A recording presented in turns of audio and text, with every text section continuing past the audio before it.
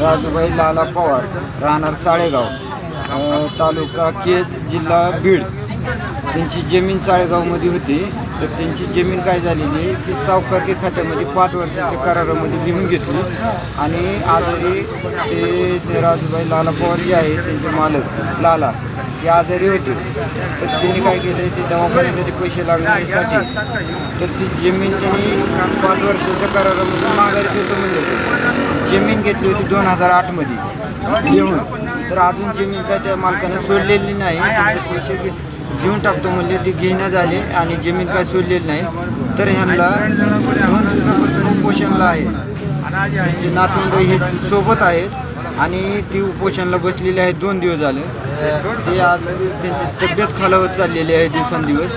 तर त्यांनी फक्त त्यांना न्याय मिळावा की त्यांचा सातबारा त्यांच्या नावे व्हावा याच्यासाठी ते आलेले आहे तिथं औरंगाबादला. तर ते आजी बोलतील. लाला पवार राजूबाई त्यांचं दुखत होतं म्हणून पैसे 5 वर्षानं दिलेले घेतले. आमच्या नावावर जमीन करून दिलेली नाही करून दिली जमीन. त्यानंच गपचिप काहीतरी केलं. आम्हाला काय कळत नाही. आमचं कुणी लिहिणार नाही काय ते. आम्हाला एवढं समजू दिलं नाही ते. जमीन आम्हाला माघारी मिळावं. आम्हाला माघारी मिळावं. तहसील कार्यालयामध्ये आम्ही चक्र मारल्यात तरी बी काय ते दखल देणं झालेत आणि माघारी पाठवते. त्यांना ते शिफारस करायला लागले. त्याच्यामुळं आमचं काम फक्त थकितीमध्ये ठेवलेलं आहे त्यांनी. तर ह्याच्यासाठी आमचं एकच नम्रची विनंती आहे की बाबा काही बी करून आमचं फक्त लवकरात लवकर तहसील कार्यालयाने हे काम हाती घ्यावं आणि आमची आम्हाला सातबारा तयार करून द्यावी. रंजना लाला पवार, मी त्यांची मुलगी आहे. तिकडं साळेगावात आणि चिंचोली शिवारात जमीन होती त्यांची. पण ते वडिलाचं काहीतरी आजारी होते, त्याच्यासाठी पैसे घेतले त्यानं, दिले त्यानं. मग त्यानं दवाखानेही केले.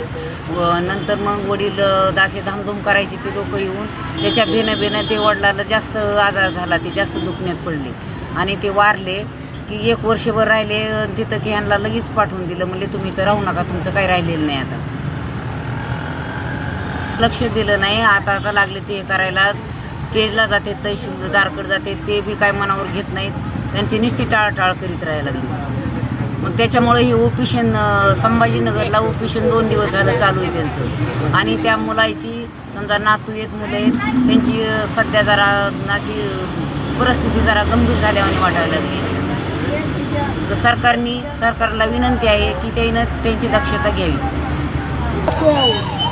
मी दीपक संजीवन पवार. आमची जमीन साळेगावमध्ये आणि चिंचोलीमध्ये आहे.